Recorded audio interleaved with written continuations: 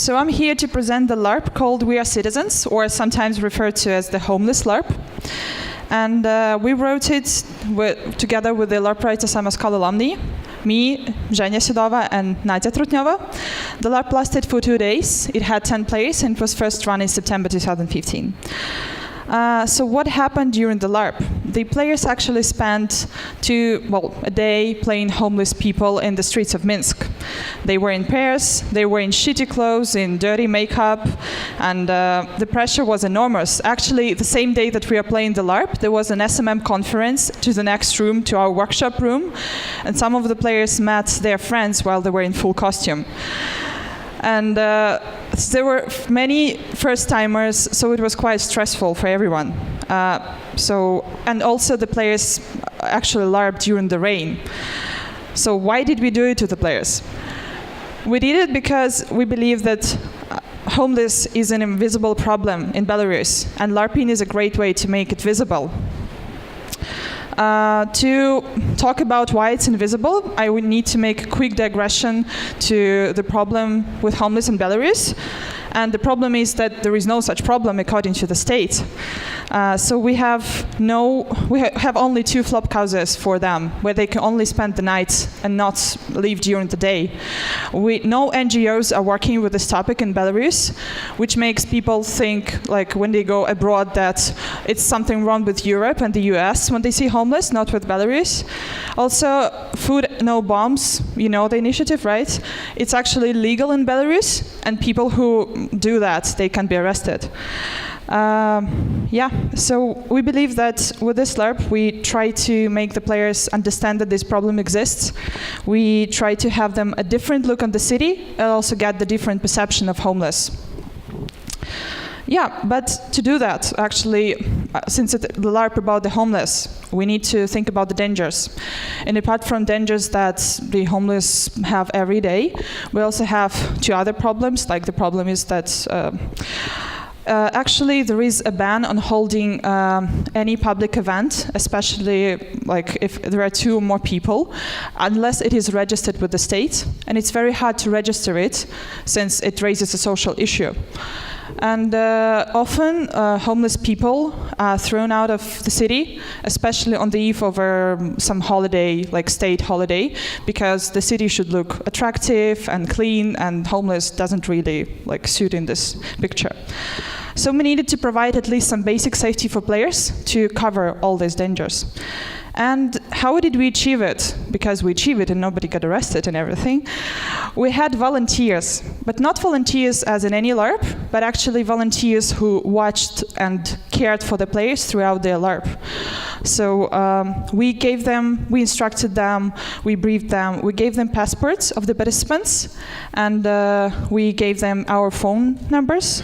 We had covering and supporting letters from Post organization, so we always stayed in touch during the LARP.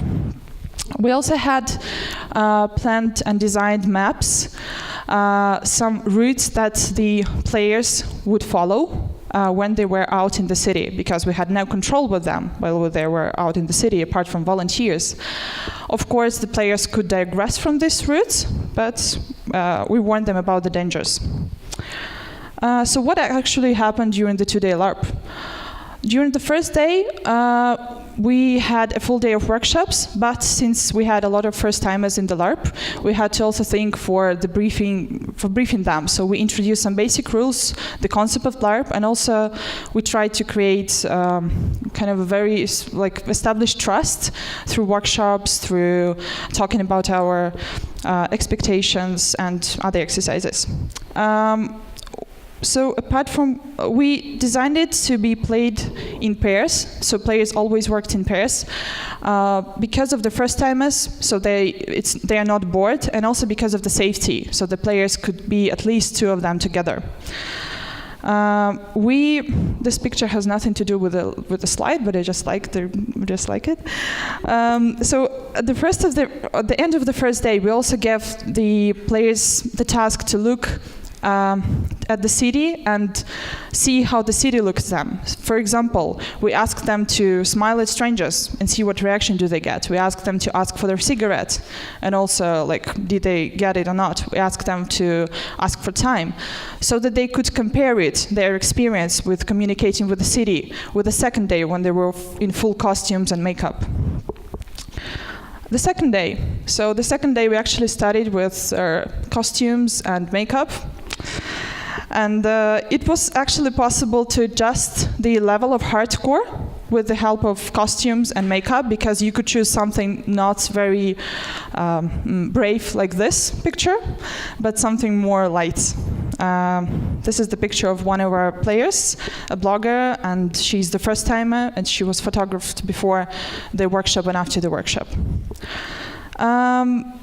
So then the players went out of streets with their volunteers to their routes, and we didn't design for physical pressure, so there were no things like sleeping deprivation, or we like ask them to be hungry, but like the world interrupted with us, and we had a physical pressure by playing in the rain.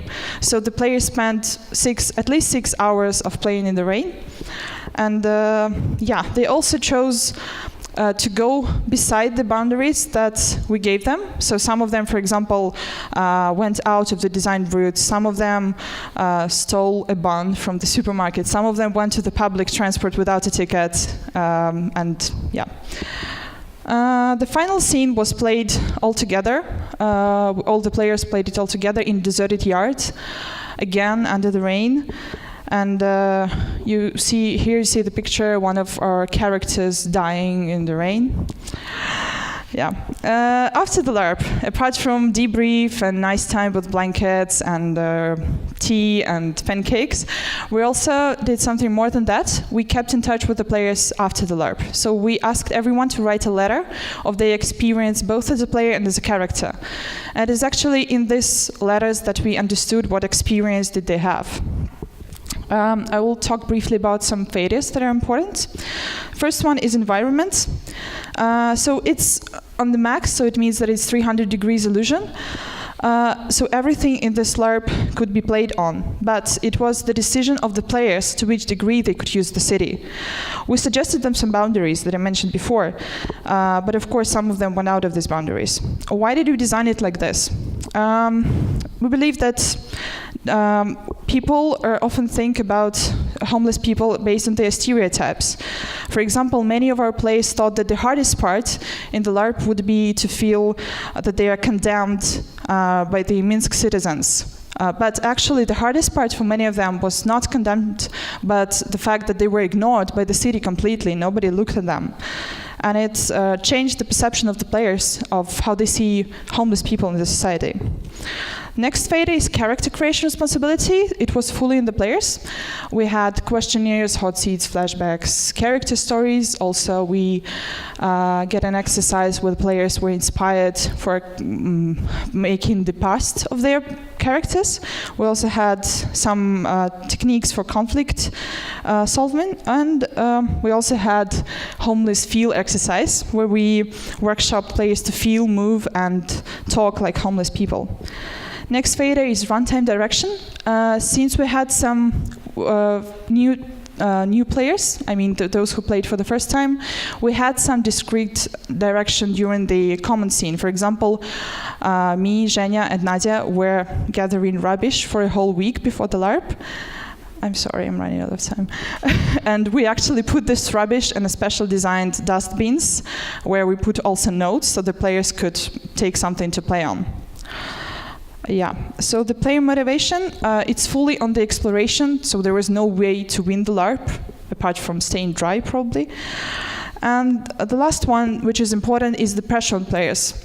Although we didn't do anything specific to put the pressure on them, but I think it's hardcore because the environment was very hostile to their characters, to homeless people. And also, since they were afraid to meet their friends and acquaintances, it was also personal pressure. After the LARP, we created a Facebook group with the stories of the characters, photos, videos of the LARP. It's in Russian, but you could always watch the videos and photos. Yeah, and we believe that this LARP is a useful thing to do in any country, in any city. So if you want, we can run a LARP for you. There are also some of those who played the LARP in this room. Can you raise your hands now, if you're there? So if you're interested, you can talk to them afterwards. Thank you.